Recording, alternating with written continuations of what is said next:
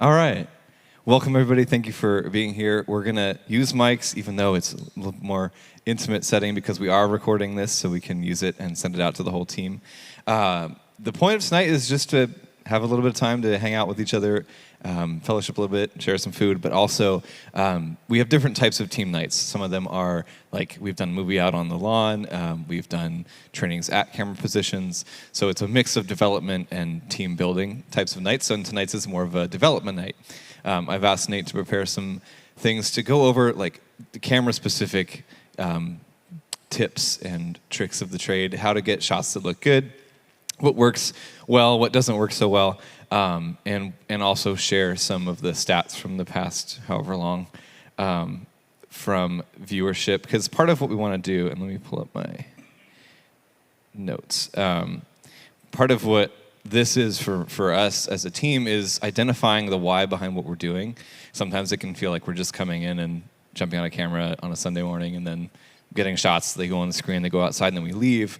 But there's a lot more to it. There's a lot of people that watch online, and that's a big part of our ministry as well. And sometimes they don't think about that, in the moment on Sundays. So we want to share some of that with you. I wanted to start out with sharing a testimony that we got from a person who started out watching online and then eventually made their way here.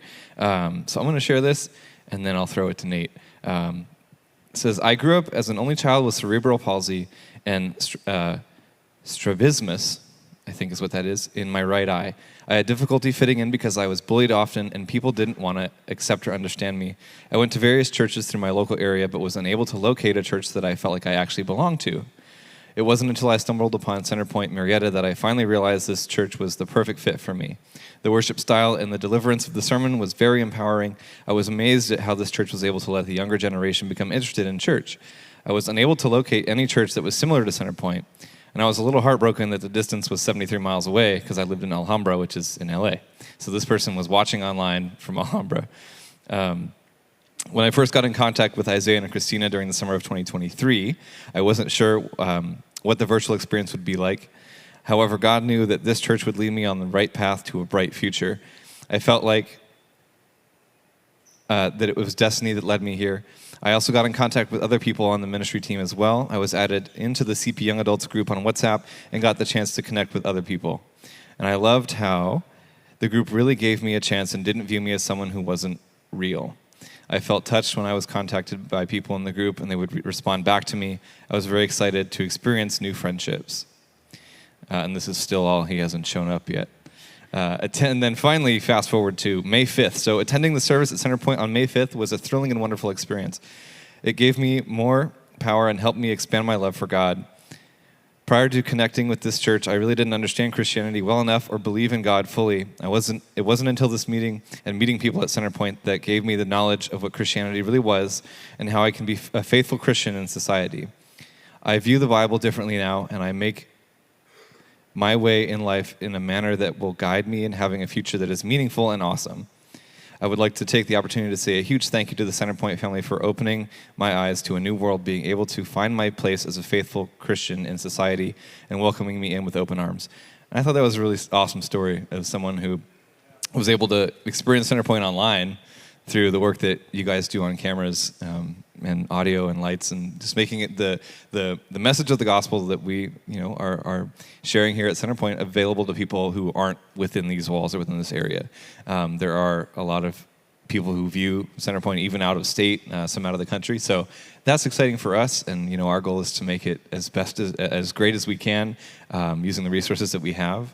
And I want to honor you guys. Thank you for taking the time to be here tonight, and also for saying yes to scheduling requests and coming early on Sundays or to the 5 p.m. late in the day on Sundays and giving your time. It really means a lot, and we couldn't do it without you guys. So I appreciate you. And I'm going to throw it to Nate for development time. Yay, development. All right. A couple statistics. I had some trouble getting exact numbers, but going through and averaging, we get individual devices, this isn't people, anywhere between 1,000 to 1,200 people every weekend. That's including all the services.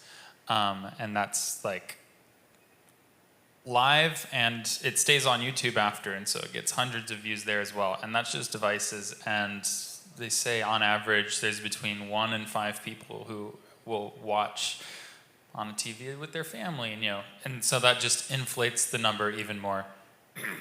Sorry. So that's equal, if not more, than everybody who's viewing it in the room. And so with what you guys do and the service that you guys provide, you're essentially doubling the reach, practically, of people who are able to experience Centerpoint. So, I apologize if there are some corny jokes in this slideshow. I made this very late at night. But a lot of feedback I get is like, from Brian or Frank especially, running handheld is like, what are some ways I can improve? And I feel like I have trouble conveying that without having something to look at a lot of the time, like an example. So I went through the last 4 weekends and just picked a couple services, pulled some screenshots that I think were some pretty good examples of do's and don'ts, things done really well, and then kind of breaking down the composition of different types of shots. And so really what we are trying to accomplish is convey the experience that people are having in person to whoever's watching online. And the way we do that with cameras is through focus, framing, and contrast. And I had a little fun there with the text. So we'll start with focus. Where is your focus? Sending the audience's focus.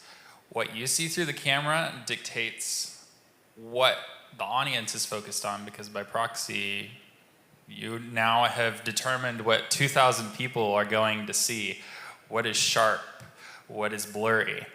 And so I have a couple of examples of what not to do. I'm very sorry if any of these are your shots. I don't know whose shots these are, but I'm not calling you out. This is a teaching moment. Yeah, don't take it personally. Yeah, it's you guys are all pretty chill, but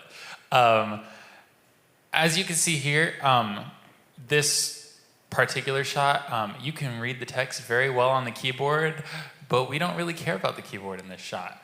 But at a glance, the lettering on the keyboard and the keys and everything is the sharpest thing in the image, so your eye is immediately drawn to that, whether you want it or not. It's just how we're wired as people. We're going to look at the sharpest thing, and so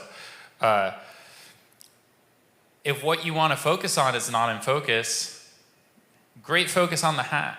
But in this moment, I'm blanking. David is the one who we want to be focusing on. His microphone's up. He's talking to the congregation. And the last example, even if it may not seem super obvious, and we'll get into that later. I'll show exactly how to utilize the tools on the camera to best get focus easily. It's important when you have so many layers of things going on. There's the audience, there's Rick and the person in the baptismal, and then there's Caleb, and then there's the video wall. And I can't really tell exactly. That's why I put, is the focus here? The video wall kind of looks like the sharpest thing in there. And your eye will be drawn to movement, but focus is really the critical point, and I'm going to drive that home a lot today. Out of anything that you, or out of all the different aspects of the camera, we need to be nailing our focus. Because focus translates directly to depth. We are essentially taking a 3D space and compressing it into 2D. And how we do that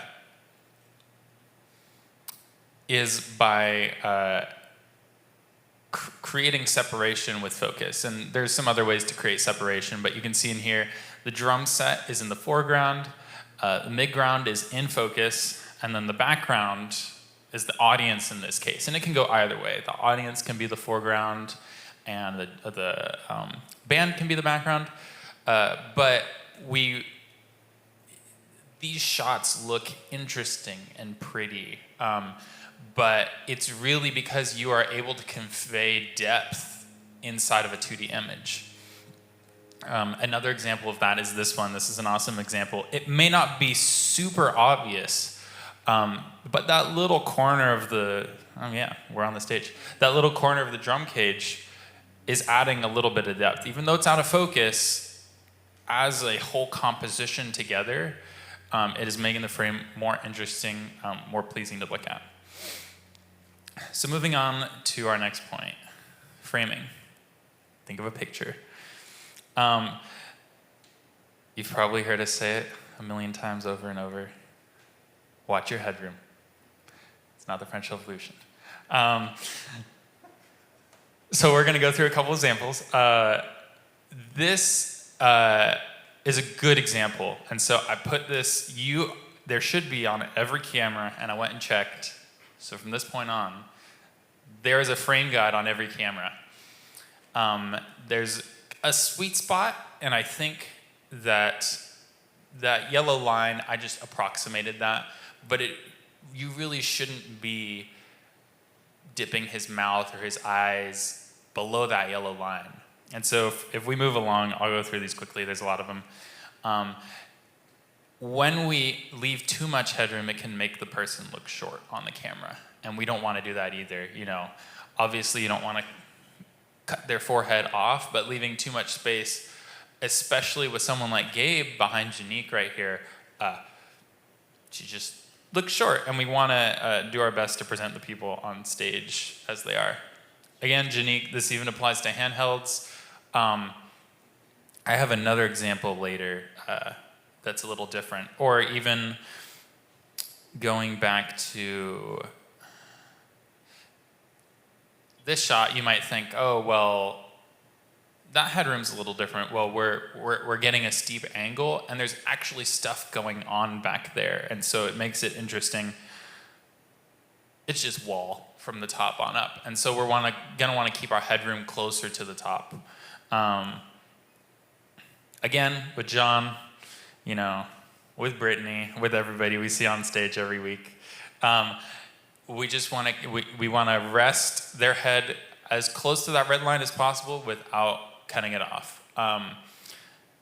Not too close to where it's actually touching, because without getting too technical, there's this thing called overscan, and there's this safe area where you don't want, like on the projectors, for example, there's a border, and if their head is exactly touching the top, it might cut off their head for the viewer, even though it looks fine in your camera. So you want to be careful not getting too close to the top. But yeah, just anywhere in that sweet spot zone. Framing pairs of people. That's about the limit as I would go. If you're starting to cut people in half on either side, rather than having a half of someone on the edge, I would just shift your focus and put them, not necessarily, it doesn't have to be dead center, but have a focus of someone specific. Because here, for example, David is way on the left. He is looking over off the edge of the frame. He's looking, what is going on over there? You want to know what David is looking at. But instead, we get Gabe in the center of the frame, and some of the cameras more is in focus, and so we're focused on Gabe's backside instead of where David is looking. Another one that may not be so obvious is exactly where to place someone when you're on an off angle. So this would be an example of what we would not want to do. This is an example of how we would want to be. So anytime you're not dead center stage and you're getting the side of someone's face a little bit, you want to take note of the direction that they're facing and draw an imaginary line down the center of the frame and put more space in the direction that they're looking. Because if I'm talking to someone over here and this is all you can see and there's tons of space behind me, you're going to be wondering, who are they talking to? Where are they talking? Even if you can't see, like, there's just empty space in front of him. If you left no space, you're kind of wondering, where is he looking and why is there more space behind him? And it's just a little bit distracting. One thing we asked specifically to do is, especially for handheld camera operators, when there's something like a salvation moment, we are helping connect the viewer at home. We want to avoid anything that is behind whatever preacher is communicating that salvation moment. So especially at the end, behind shots like this, we just want to avoid them altogether. So think of a 180-degree angle in front of whoever's preaching and try to stay in that area. So basically anywhere in the audience. Because, to connect with someone, if he's never going to make eye contact and you're never seeing his face, it can kind of feel like, oh, he's talking to the people out there in the audience and I'm behind him right now. So taking that position into account, we want to be careful during those moments specifically. All right, everybody's favorite, the verses. They'll sneak up on you. And then, again, that framing for verses, we want them to be in the center. Even on a handheld, this is a handheld shot, that is great framing. His head is close to the top. His hair, is getting cut off a little bit. But that's okay. This is great framing with a verse. Harder to do on handheld, but still totally doable. This is a great example. He is directly on that center line. If it were me, I might put him over just a little bit more, but as soon as that verse is going away, he's going to have more space in front of him. Alrighty. Distractions. Squirrel?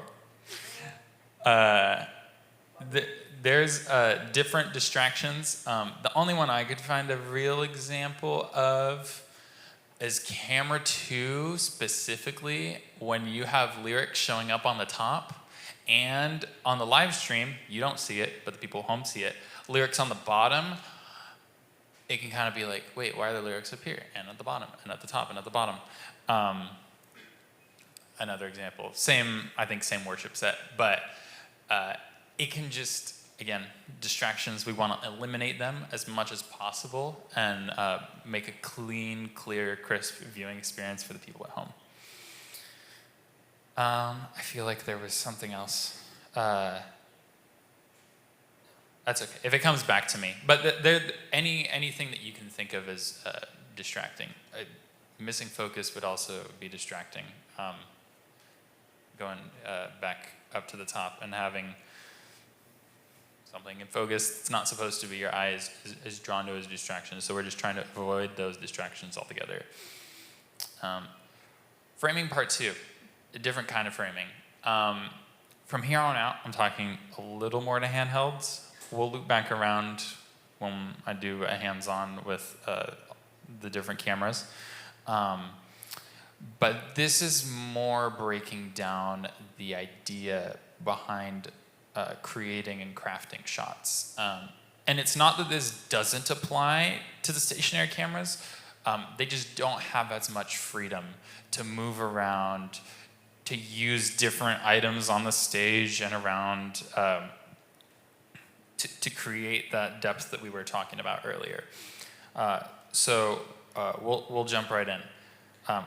The other thing about that, I have a photography background, so if any of you have taken a photography class and a lot of this sounds familiar, that's where I draw a lot of my inspiration from, not so much like strictly from a broadcast background. So just a preface. Framing in a sense of composing a shot, not necessarily the edges of your camera screen. Here we can see that whoever was getting the shot is using the edge of one of the cymbal stands, and I think that's Janique, and Janique's arm to kind of create a frame around David. And I have a couple of examples, again, using the drum shield, using the edge of the guitar. I thought was just a cool shot, an example of how you can use reflections and different things to even get two people in the same shot. I'm doing something like a focus rack to shift your focus from one person to another. Yeah, really quick, that shot is the reflection of Lucy in the drum cage. She's not standing behind Gabe. Yeah. She's standing over by the baptismal. Yeah. So look at the drum cage and see what you can get for reflections. Yeah, exactly. People's hands going up. This is a bit of a stretch in terms of framing, but a good example of a non-handheld operator still using that framing. Using the audience, using the edges of people. And framing something, there's a reason that we put pieces, pictures and different art pieces in a picture frame. It creates a space and a guide for a place for your eye to fall when it's looking. And so anytime you can frame something, it's the same idea. You have a frame within your camera screen is essentially a frame, and you're putting another frame of in the actual space. Another one is leading lines. Follow Yellow Brick Road. Again, I was very tired when I made this. Leading lines. So these are lines in the space that lead your eye to the subject. Using the spotlights. We have a lot of haze in here, and so there's a lot of beams and cool stuff like that can create lines. You can use instruments. That lighter patch of the keyboard angling in toward David's hand on the keys. Guitar shots. And these all just kind of explain why a shot may look pretty or cool. It's breaking down those terms into something that you can communicate, because I think that's a lot of the times why spontaneously I have trouble giving feedback, because it's kind of just intuition I've built up over time. So these are things that you can look for in different shots to make them more interesting. Contrast. I had to throw a verse in there somewhere. God saw the light and it was good, and he separated the light from the darkness. Our eyes are also drawn to contrast. If everything is the same brightness, you can have different colors, but it's going to be hard to tell any detail.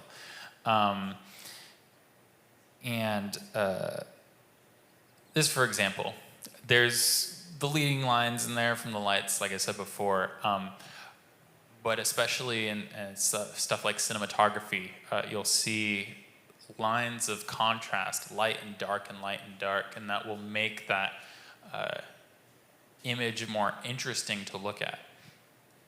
One comment I have, go back to that photo before. This is back for more distractions. A note for handhelds is this is a good shot, and it's okay because the screen behind it is out of focus. But if your shot is live and you have the projector screen behind your shot, we get the effect that's like multiplying your shot a million times, and it doesn't look good. So if you're just that's something to keep in mind as you walk around the space, try to avoid getting a lot of the projector screen in your shot, because it'll end up showing your shot. Yeah, that's actually exactly the distraction that I was thinking of before that I couldn't remember, is that infinite mirror look of just bum, bum, bum, bum, bum behind that person. This is an example of good contrast. There's nothing super special happening in this frame, but it's very clean. He's against a black background, and so that immediately draws your focus to the subject. This is an example of not so great contrast. It's very busy. It's a little underexposed. We'll get into exposure in a minute. But there's just not a whole lot of difference in light. And the difference that is kind of the drum hardware. It's not really something that you want the viewer to be focusing on. And so that takes us to exposure. Too much of anything is bad for you. We'll just click through this. We happen to have a darker skinned gentleman playing. This is an example of how to expose, in a situation like that. These are just all too dark. Again, back to contrast. You're not creating very much contrast. In a shot where you go from, Jonathan over here to this, your eye's gonna kind of get lost and not know what to look for. Versus here, it's just overall just correctly exposed. The video wall is bright. You can lose people. And so we'll go over how to compensate for that on the handhelds, because we try to make it as easy as possible here. Any of the stationary cameras in the back, I can control how bright your camera is. So I'm constantly looking, constantly making sure that people aren't showing up too dark, too light. I'm trying to take that workload off of you guys so you guys can just focus on framing and focus and stuff like that. Again, another example of being underexposed. And there's overexposure, We have some very light-skinned people up here. And when you go from getting this shot to getting this shot, you pretty much will need to change your camera settings because just the amount of light hitting their face, being close to these stage lights versus being back there in a shadow, it's a different amount of light hitting their face. So we have this lovely chart. On the left is dark. If you've seen this chart before and there's something missing, it's because on cameras, on video cameras, specifically in a broadcast setting, you really can't change your shutter speed because then things start to flicker like the video wall, and it's just not a good time. So you have your f-stop, and I'll point these markings out when I hop to a camera in a second. And you have your ISO, or your gain. And the further to the right you go, the more brightness you get. But you're trading off for something else. So on the top, your f-stop, you're going to have a shallower depth of field. So less of the image is going to be in focus. And on the bottom, you have your ISO. Closer to 50,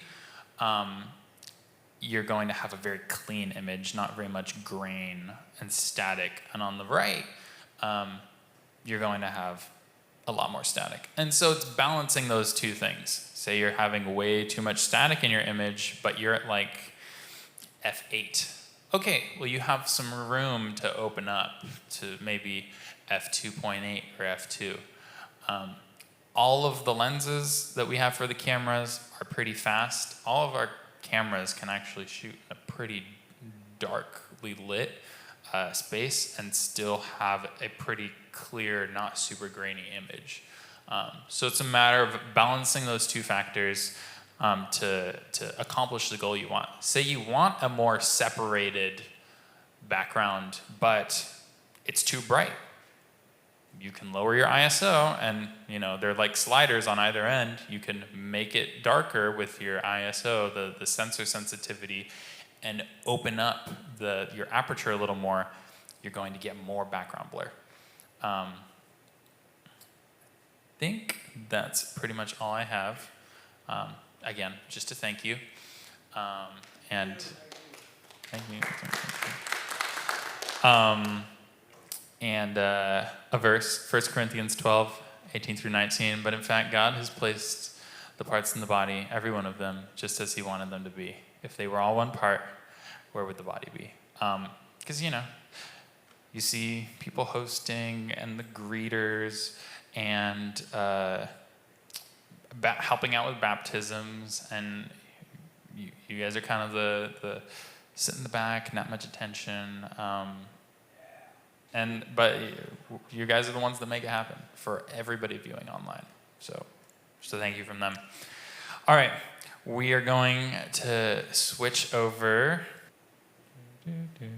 So this shot is camera 1, which is our main shot of whoever's speaking or usually leading a song. You do have freedom as the operator to, in between getting shots of the main person leading, to get shots of other things. So don't feel like you're stuck doing one thing.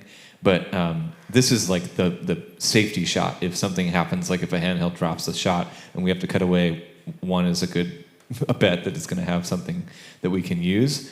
It's usually pretty tight because it's from the front, and so it's one of our main shots. Yeah. So here we are on one. I keep kicking the tripod. And don't do that. Yeah. So as you can see on one, this might be obvious to some, but not to others. As I focus, or as I zoom, the focus changes. Cameras 2 and 3 are the only cameras that are what's called parfocal, which means they hold their focus while you're zooming. So on camera 1, you wouldn't want to really do this while you're live, just because the focus shifts slightly. Now we're getting lines on the video wall. There's also a dial on the right over here for your peaking.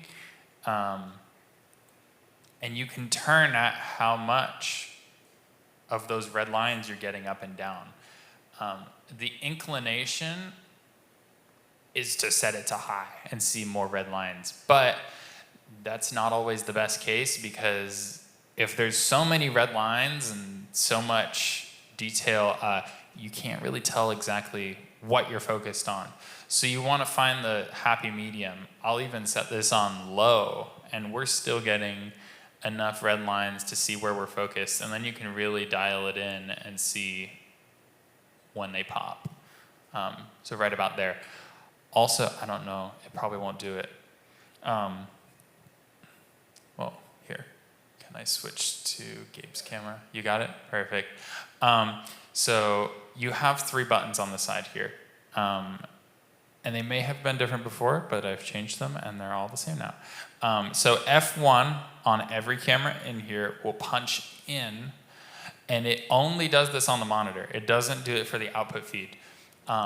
So you can get an even better view of what you're focusing on. And then you hit it again, and then that's where your camera framing is. Because it can be, I know everybody doesn't have amazing eyesight. I don't. I need glasses, and the prescription's really bad. Yeah, with the zoom in, with the focus peaking, I have full confidence that everybody should be able to pretty much nail their focus every time. It's just a thing of being diligent. Yeah, these other 2 are programmed for your guide, for where her headroom should be, and on the camera 1 and camera 3, it'll put up this box that's exactly the correct size for the verses. On cameras 2 and 4 and the handhelds, it will put up a grid, which is approximately where, we'll go over there in a second, but which is approximately where that verse will show up, just to give you an idea. On this camera, if you want to come around to the other side, Gabe.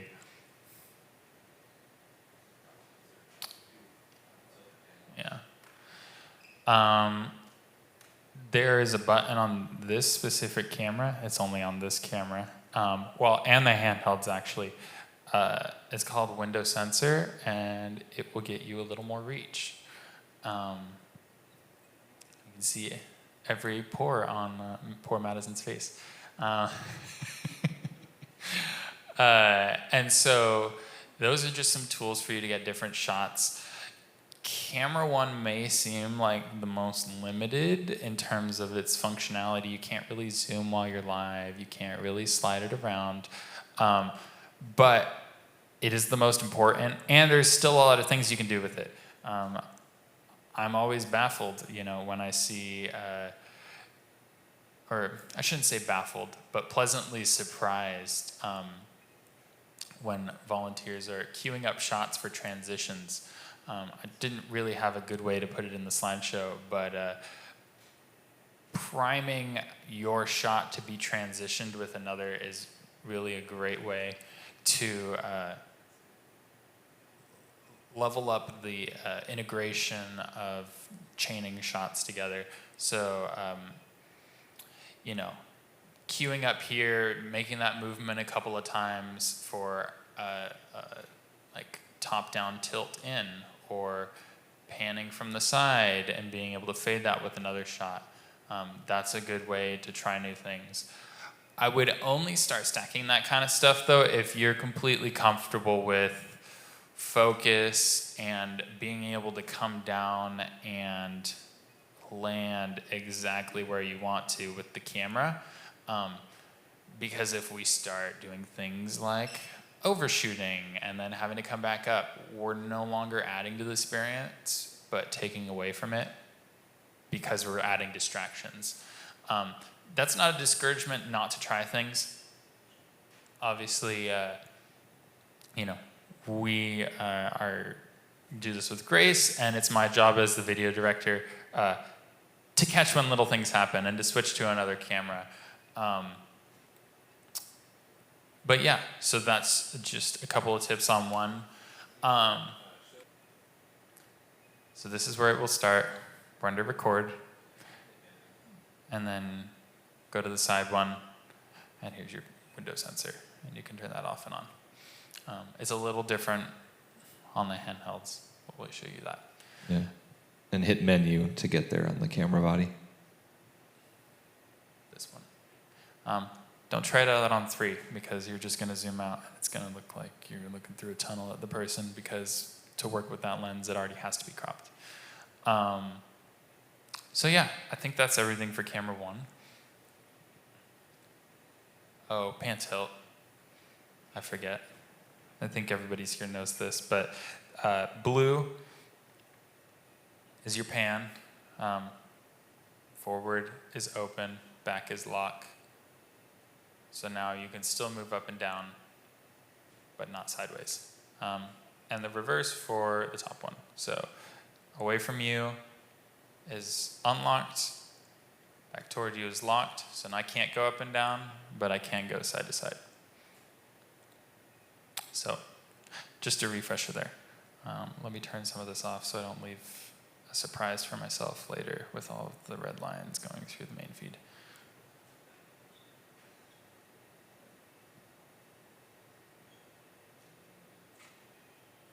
All right.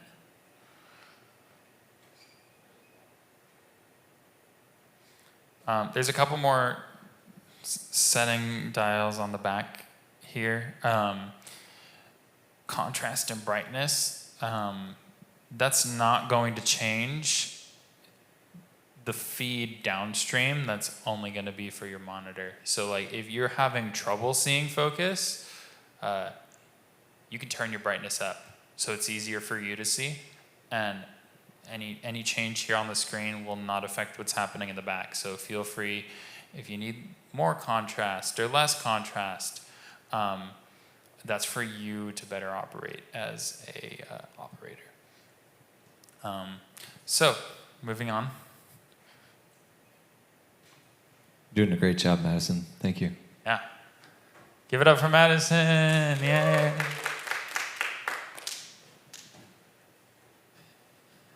My OCD is killing me. You went from 1 to 3. I'm sorry. But I guess it's Ursa to Ursa. Yeah, that's in my brain. Same exact camera body, no cropping on the sensor here because it's already cropped in. For any camera 3 operators, you have the longest reach and zoom. So use the whole thing. Go all the way out here to all the way in there. You're the only camera that can do that. Don't waste it. We want to utilize each camera here to its fullest and its abilities. So yeah,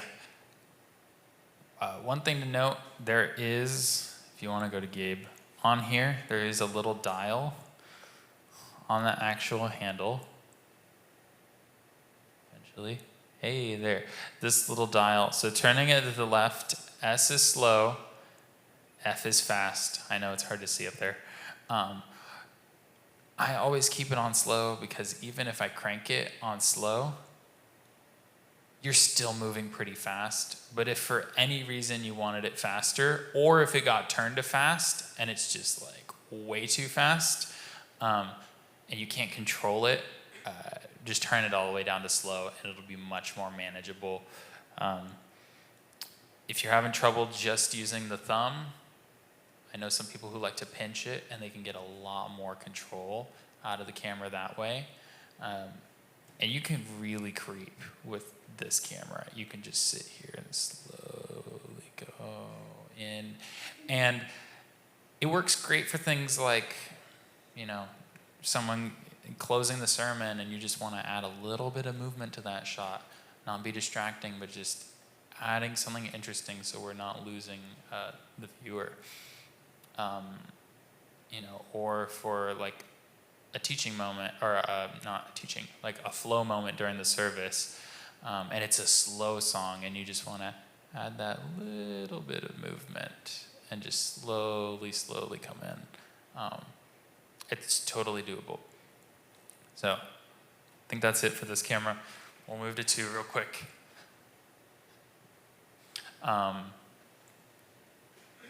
That being the only camera that zooms that far, don't think that you're limited to only that either.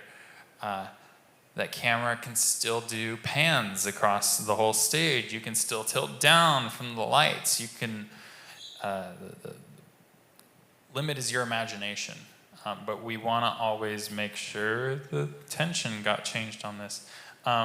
We always want to make sure that we're getting clean, intentional, in-focus shots.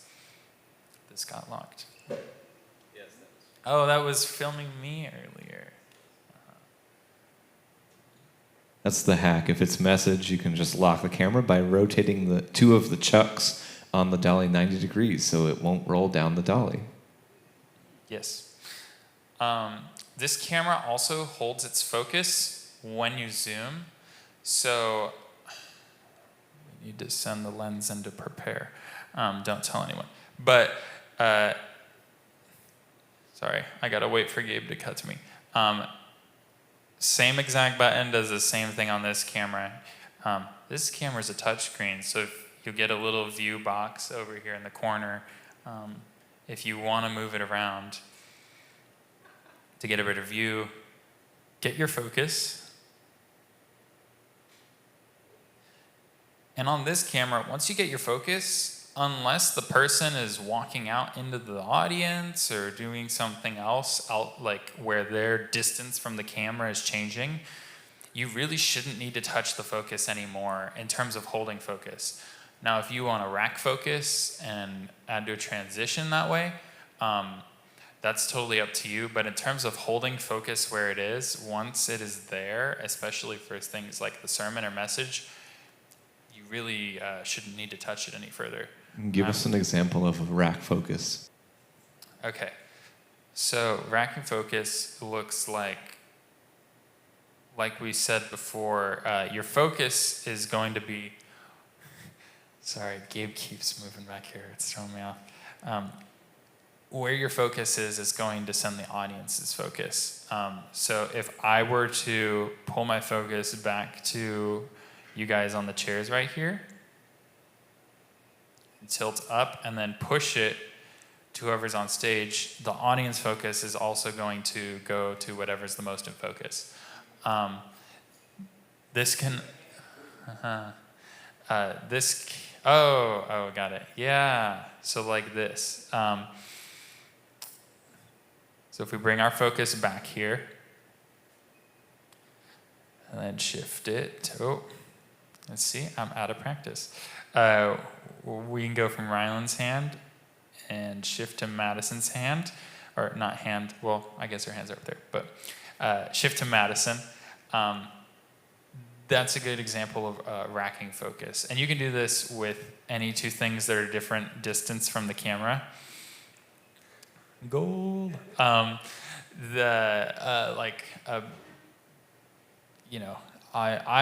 like doing it from like the keyboard player's hands, like standing behind to whoever's leading worship, different things like that.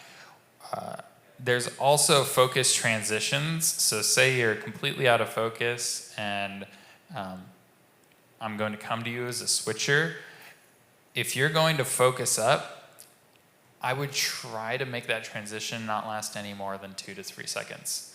Because if I'm fading to you, the fades are consistently 1 second. And if the frame is out of focus for 2 or 3 more seconds more, so, all right, and I'm fading. 1, 2, 3, 4. We're still out of focus. 5, 6, 7, and now we're in focus. That's a long time for somebody at home to just be looking at an out of focus screen. So it's a great technique. I love it as long as the timing is correct and you aren't taking forever to get to your subject that's in focus. But yeah, same kind of movements you can do with every other camera. You can do some tilt downs. You can, again, cleanly, if you practice and can do this and track your subject like this, keeping them in the center of the frame. I'm using, well, now you guys can see the grid. I'm just keeping her in the middle of the grid. And that's the wonderful thing about these different lines and tools. They can seem distracting at first if you're not used to them. Like, oh, why is there lines all over? I was looking at that, sorry. Like, why is there lines all over my screen? But they can be a big help in terms of keeping people in the center of the frame. Or, a verse comes up and now it's covering this whole part of the frame, and I know exactly how much it's going to cover because of that line there.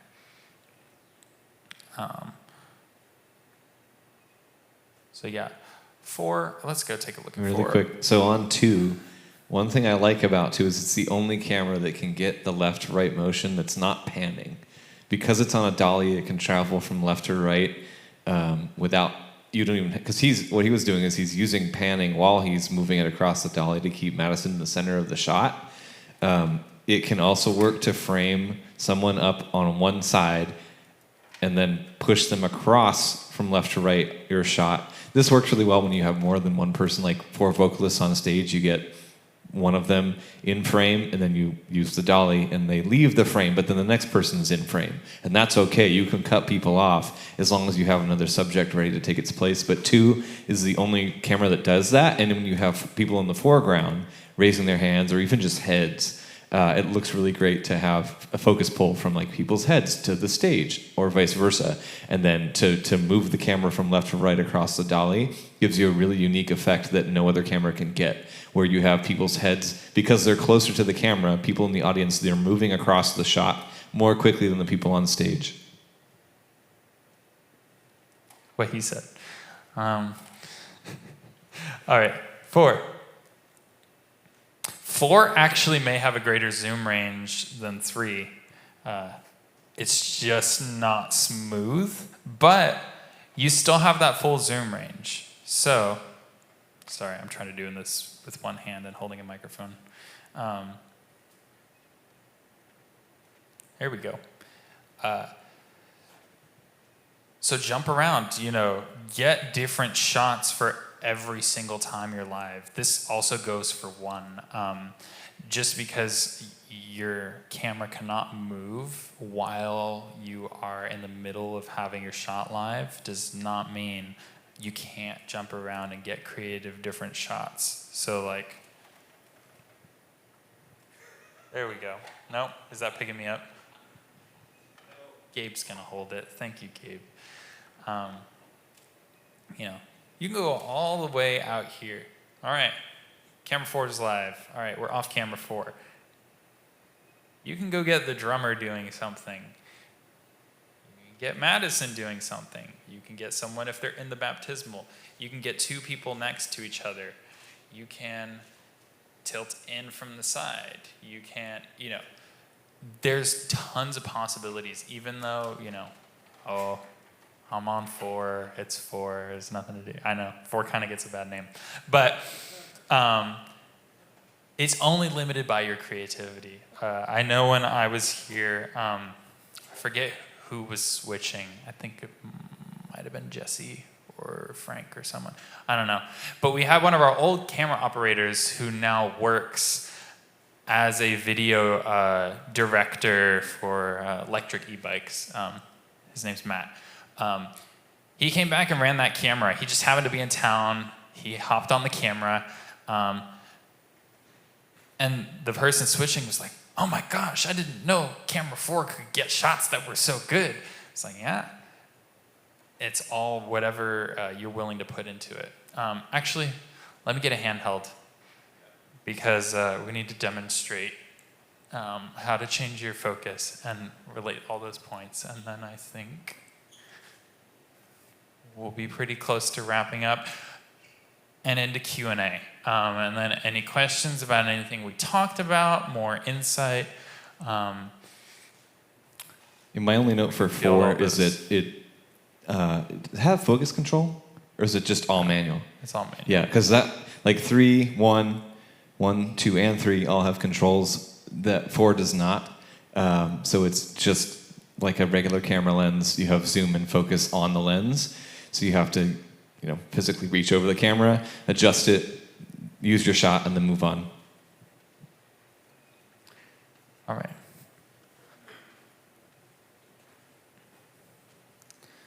Can you just hold the microphone, Gabe? Thank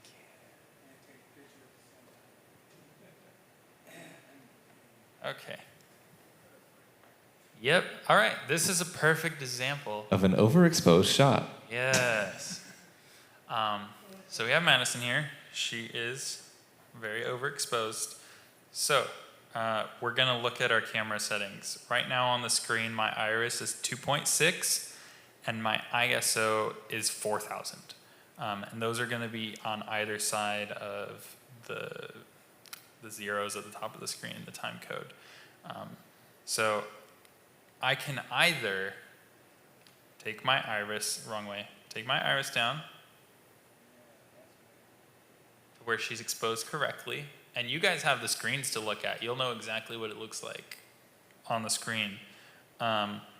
Or if we go back, where were we at? 2.6, 2.7.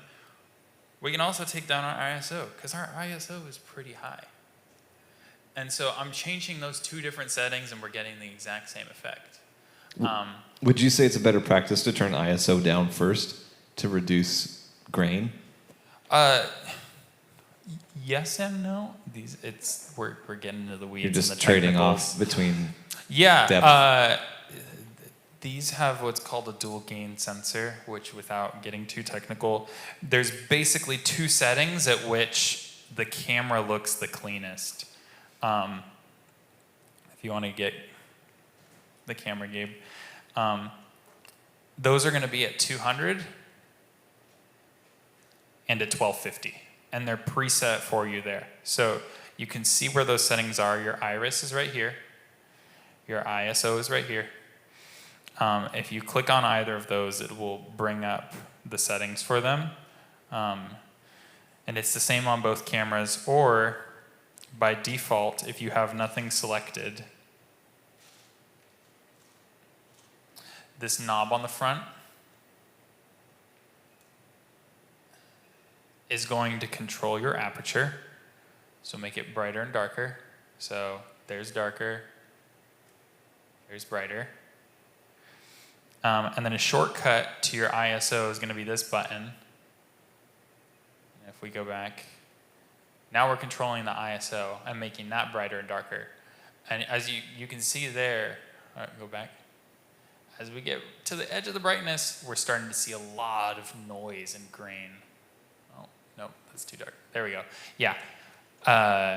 We're starting to see a lot of noise and grain in the image. So, yeah, and like we saw before in that chart, at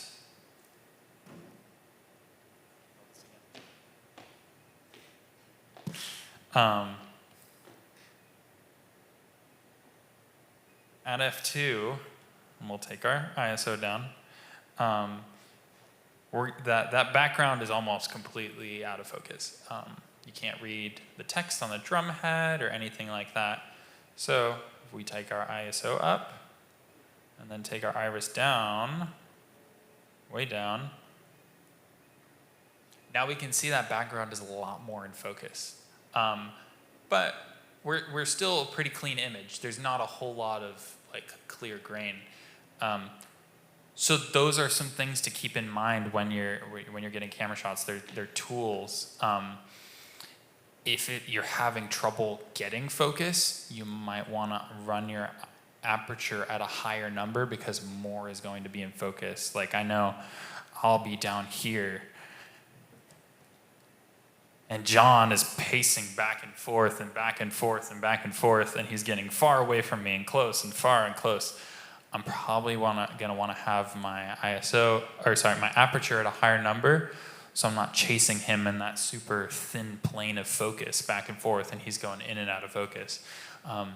Now, if you're on keys and you want to like rack focus, like up the keys and have each individual one go in and out of focus until you get to the player's hand, then you're probably going to want a lower aperture number, which means the aperture is wider and less is going to be in focus at one time, and it's going to increase that effect. That would be a good example if you want to have Madison stand on or sit by keys and just put your hands on the keyboard and do a focus rack with high and low aperture. Yeah.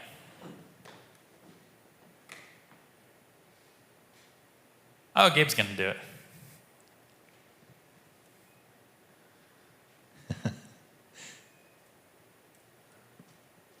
Huh? Use your what? High aperture. Oh, here's your, yeah, this is at a higher aperture. So you can see her hand, well, actually, I'm going to, give me a second. I'm going to take over your camera.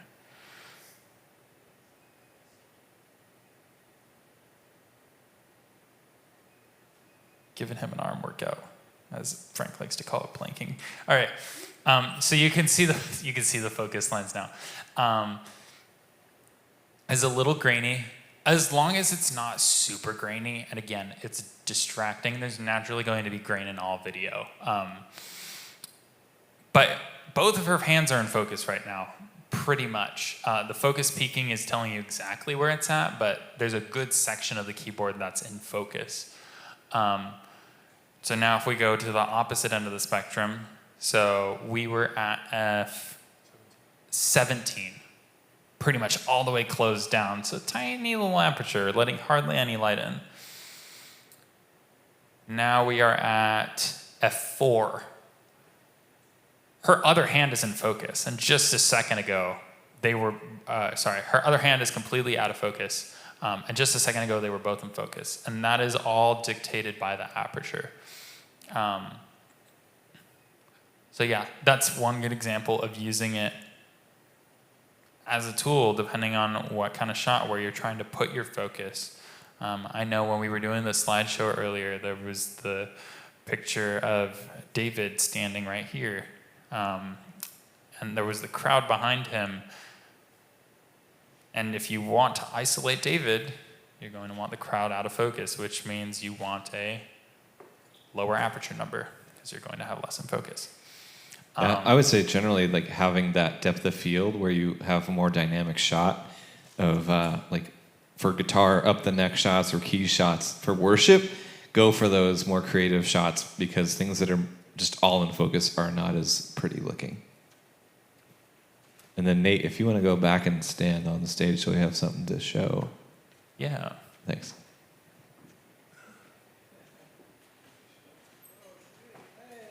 Hey, I'm back. Alrighty. That's all for the stuff I had prepared. If you guys have any questions, comments, or concerns, I don't know about concerns, but I feel like that's what everybody says. Now would be the time for that. Dwight. So you were talking a lot about grain. Is there any time where you would want a shot with grain? Is there something different, or you just don't want it at all? No. Repeat the question so we can. Oh, yeah. So Dwight asked if there is any time that we would want a shot with grain. I would say no, for the most part. If we can stay away from it, again, on the stationary cameras, that's all going to be controlled by me, and I'm kind of moderating that in my head.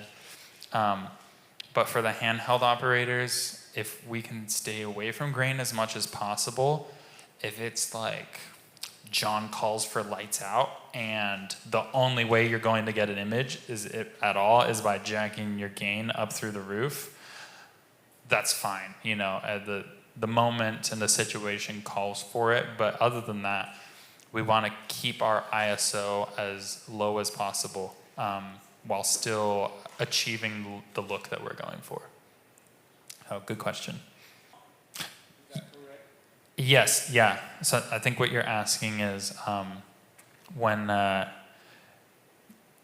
for the cameras that are not, so like for cameras other than camera 2 and camera 3, where you're not moving during a shot, we want to be making those movements and focusing and stuff when we're not live. Is that what you were asking? Yeah. You can move as quickly as you need to between shots. That's another thing. When you are live, those cameras out there all have tally. The handhelds are going all based off of their headsets. And so if I am a little slow cutting to another camera and you think you are still live and I'm fading or something, and you jerk your camera, because I'm not completely through that transition, it will show up as like a streak superimposed on the other image that I'm going to. So anytime you are unsure that you're live, I would hold the shot, like full stop. I do it when I'm running handheld. If I'm unsure, I heard him call another camera, I'm just gonna sit there. And then if I can take a peek at the screen and see if I'm live, I'll do that. But yeah, when in doubt, just hold your shot until whether audibly or on the screen, you can confirm that you're not live. And then when you are framing up for a shot, if you are not ready, I know specifically when one of our switchers, David, he'll see something he likes and like jump straight for it. I would rather you still get your focus rather than holding an out of focus shot. So if you weren't quite done dialing in your focus exactly where it needs to be and you go live, don't stop focusing, because if you stop and say he's behind the drum cage and he's focusing through the drums, and you stop halfway, well, now the drums are out of focus and I'm out of focus, and the viewer doesn't know where to look.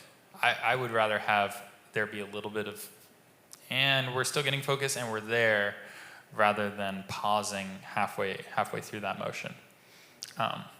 So yeah, Cooper.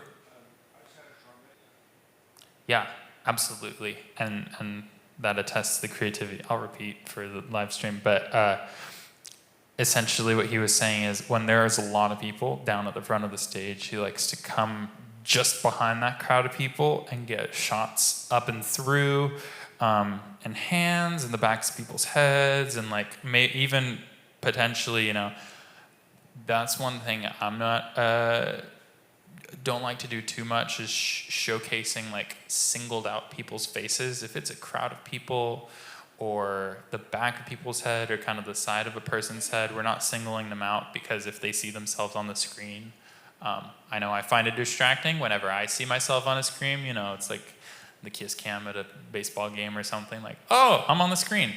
I try to avoid that, but as long as you're not like zoomed in on a certain person's face, absolutely, those shots like coming up through the aisles and being down in amongst the crowds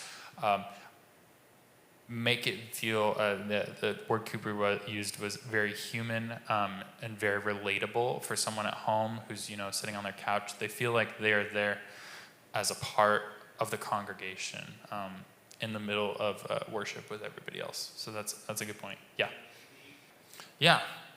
absolutely. Yeah, the handhelds, well, and that's a shot I would say handhelds try to avoid, is standing at the back where all the other cameras are. I already have 4 shots to pick from that are doing that exact thing, is standing in the back, getting a wide shot of the stage. Utilize your mobility to get closer. Utilize your zoom lens to get closer. And the comment Cooper was saying was the more at an up angle that you shoot is called a hero shot, because it puts the viewer in a place below the person who is being showcased, and it puts them in a place of power, and so they call it a hero shot. And a lot of those handheld shots of the side of someone's face, like worshiping, and they have the lights going behind them, that's what makes those shots look good and enticing. So, Like that one. Yes, that's a hero shot.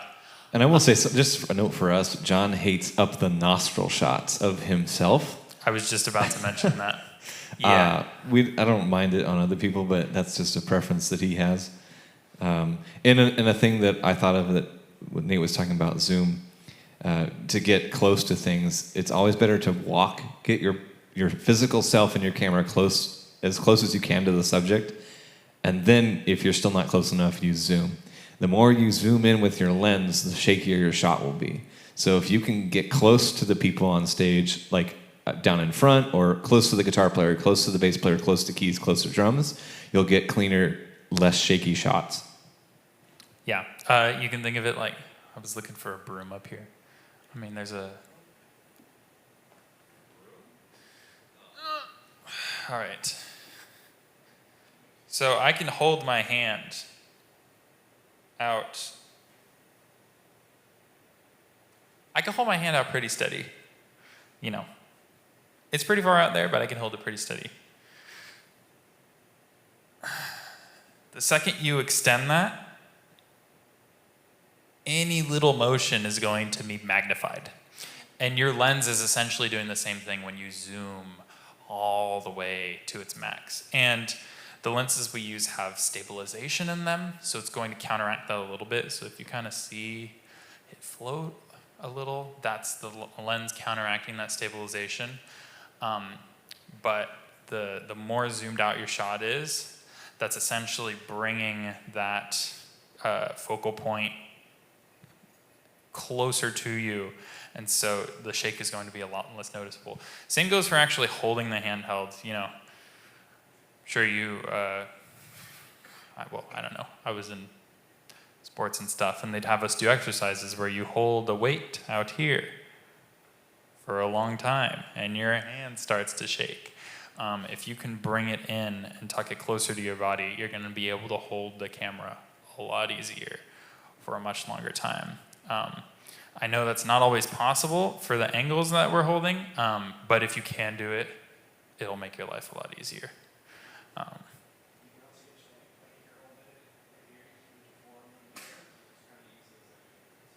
Yeah, rather than gripping both sides of the camera, you can rest one hand under the lens and then the other hand on the actual camera. Jacob.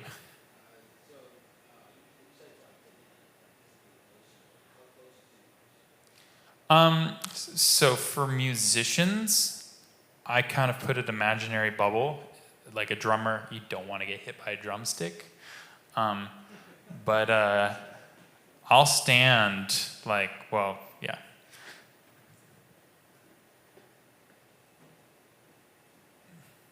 The drummer's right here. I'll stand right here and get a shot right over them. As long as I'm not worried that they're going to turn around and hit something. I think I've only bumped someone once ever, and it's because they took a step back and went like that, and I was caught off guard.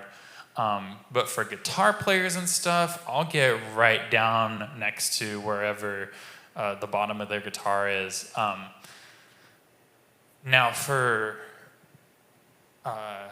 speakers and stuff, obviously we don't want to come right on stage next to them because the handhelds especially will show up in other shots. This is a darker background, and you can see I'm wearing black on the top.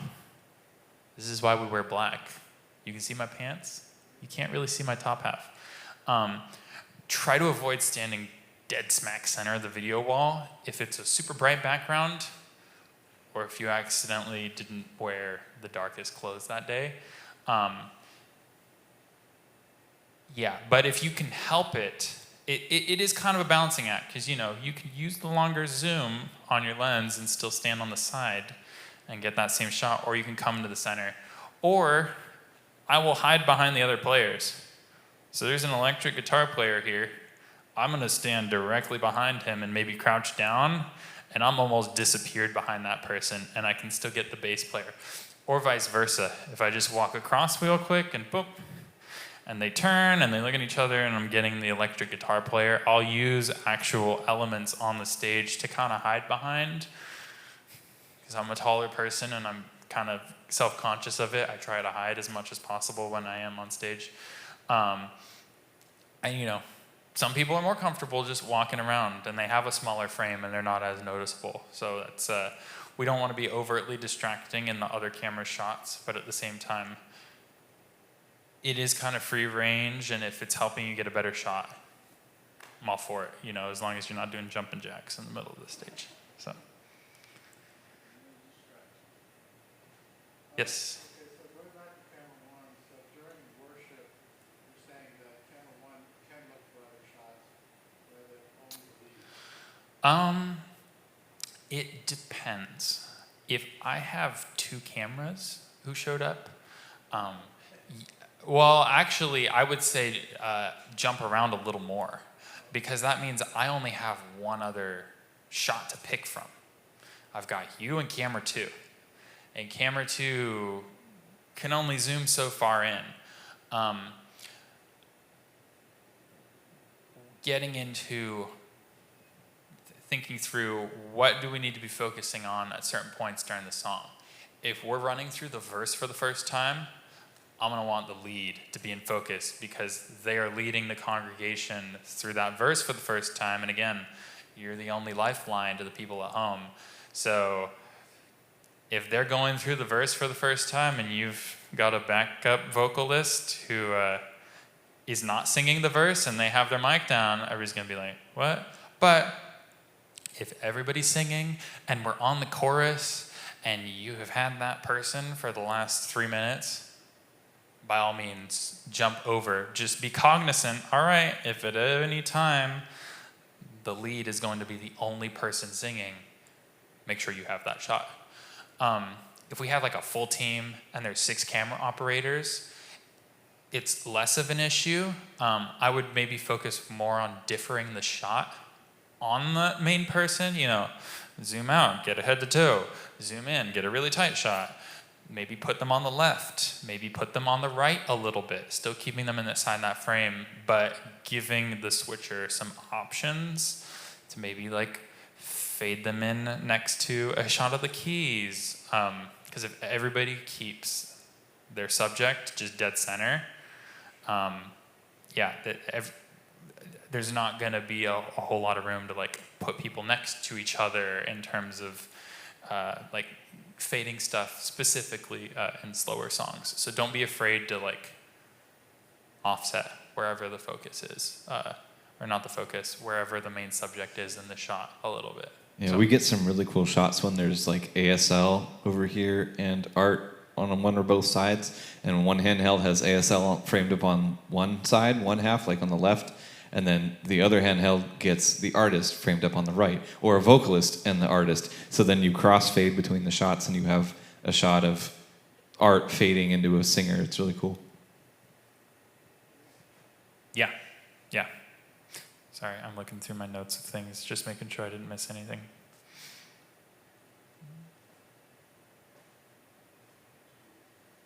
Oh, yeah. We have comms that work now. If you guys have any, use them. If you guys have any questions, hey, am I in focus? If you are having trouble telling, I have 5 massive monitors that I can zoom in onto over there, you know. Or if you're like, hey, did that shot was that a good shot I just got?